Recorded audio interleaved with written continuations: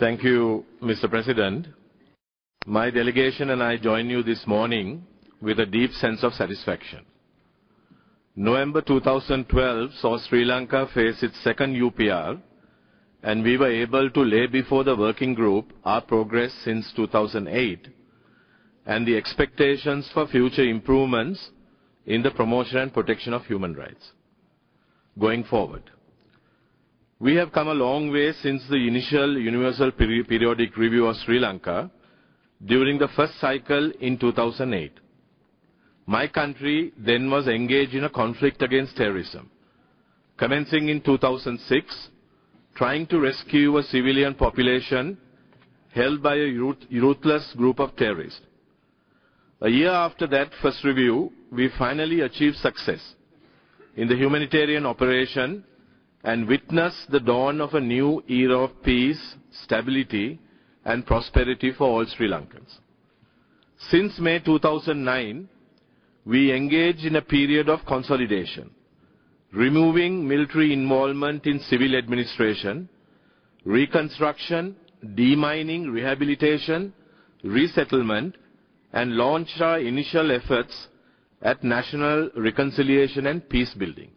I must point out that Sri Lanka has accepted the 12 recommendations specifically referring to the National Action Plan for the implementation of the recommendations of the Lessons Learned and Reconciliation Commission, which is our mechanism to implement the recommendations of the LLRC.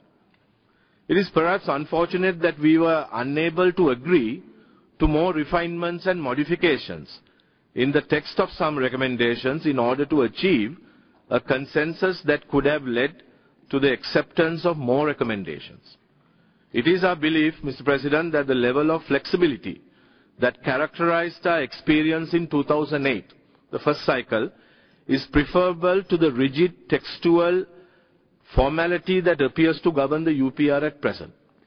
The UPR is an intergovernmental process that is based on cooperation and constructive engagement.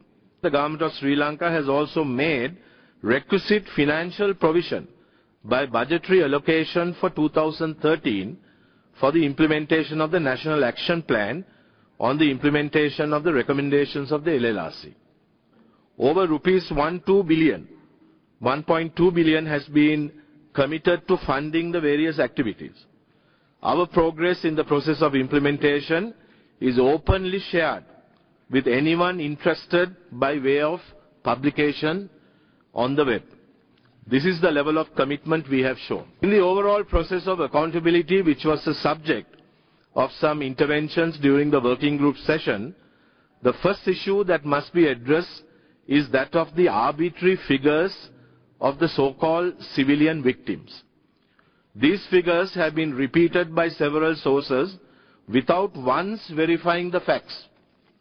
This is why our national census of 2012 and the enumeration in the north preceding it in 2011 were of such importance.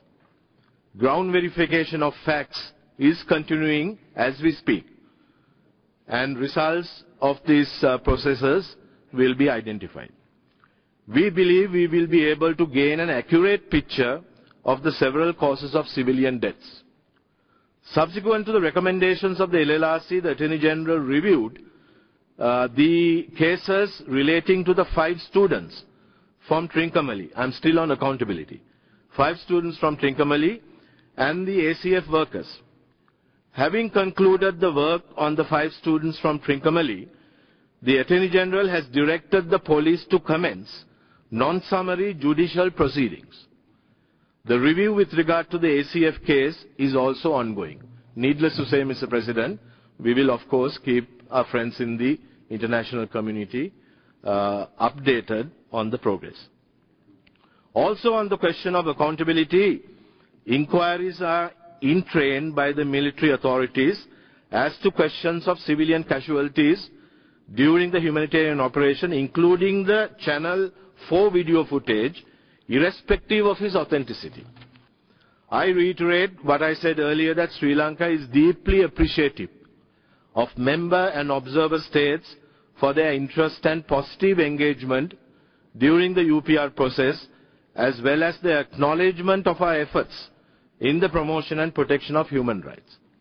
As with the UPR, Sri Lanka will continue its transparent, proactive and constructive engagement with the Human Rights Council and keep member and observer states informed of further developments in Sri Lanka in the field of promotion and protection of human rights. In conclusion, Mr. President, I look forward to the engagement during the ensuing hour and expect a positive outcome that will accrue to the benefit of the multi-ethnic, multilingual, multi-religious and multicultural people of Sri Lanka. I thank you for your attention.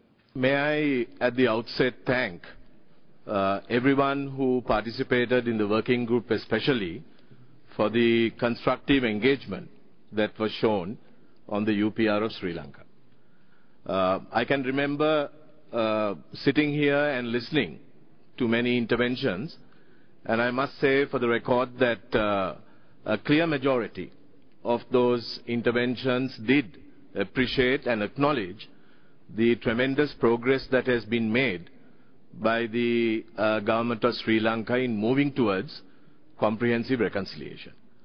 One must not forget that this is a 30-year conflict, almost 30-year conflict, facing one of the worst forms of terrorism that the world had ever seen, that was brought to an end.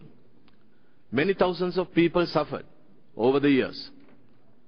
I listened to some of the interventions by the non-governmental organizations who took the floor, but I didn't hear anyone talking about the extreme atrocities that were committed by the Liberation Tigers of Tamil. I would like to share some of these instances with all those who are listening today on the UPR of Sri Lanka.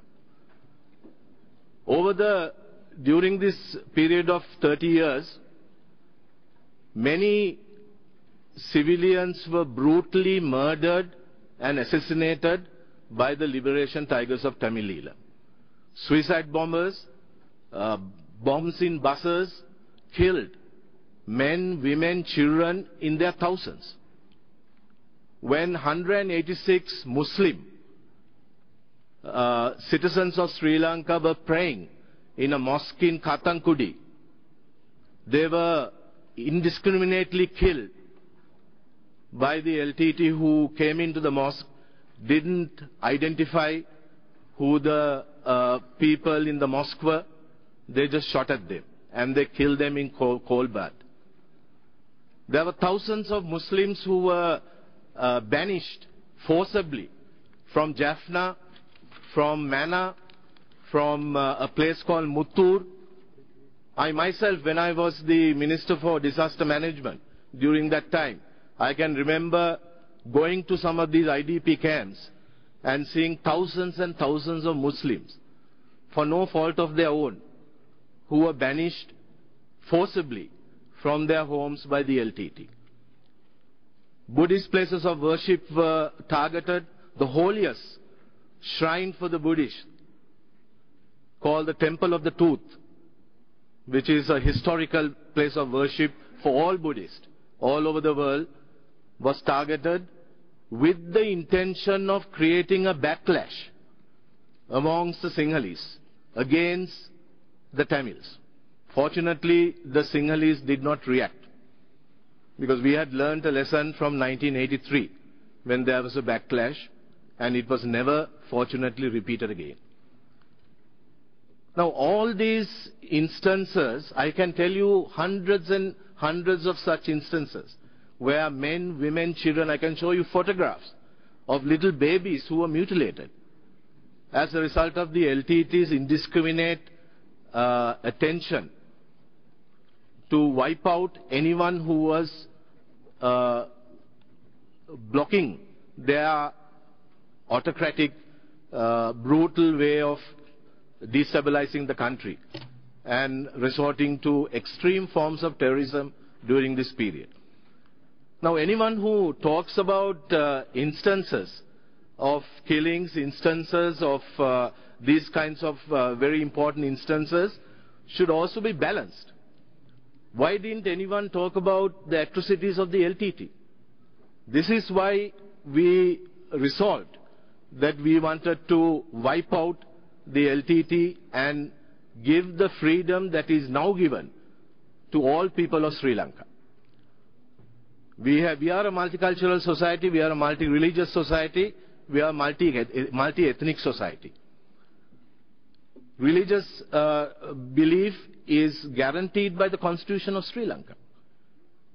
There may be instances where religious places of worship have been attacked in the past during these 30 years, but after the end of the conflict, these instances have been significantly diminished. And our government does not condone any such instance of attack of religious places of worship, because we have given guarantees under the Constitution for religious freedom to our people, and we will continue to protect and nurture that freedom that we have given. So please be balanced.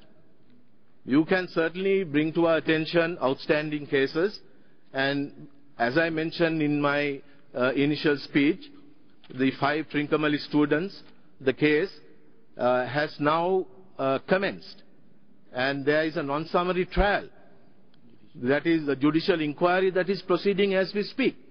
We need the time and space to look at these instances. We have not set it aside. We have not absolved ourselves from the responsibility that is ours. We want to ensure sustainable peace in Sri Lanka, and as much as these instances will be looked at and those who are responsible for these gruesome events are dealt with within the framework of the law, we will ensure that those instances which took place during the last 30 years would also be looked into, and comprehensive reconciliation achieved in our journey towards ensuring sustainable peace. We have never come here to this council and said that everything is fine in Sri Lanka. We have put on record the progress that has been made. We have also acknowledged very clearly that there are challenges ahead of us. We are only asking for time and space to overcome these challenges. Within 3.5 years, considerable progress has been made, and we have put that on record. No one can challenge that. Of course, there are other challenges which needs to be overcome, and we have resolved that we will ensure that these challenges are also overcome. We have never absolved ourselves from the responsibility of placing before the international community all the progress that has been done in relation to moving towards comprehensive reconciliation, and we will continue to do that. We want to engage with you, but what we ask you is to be balanced, to be objective, to be impartial. As much as there is progress that needs to be acknowledged, it is important that time and space is given for further progress to be achieved. So having said that, Mr. President, I thank you very much for giving me the time to put everything in the correct perspective and assure everyone in this council that we will continue to engage with our friends in the international community, and we will continue to work towards further progress in Sri Lanka, moving towards comprehensive reconciliation. Thank you very much.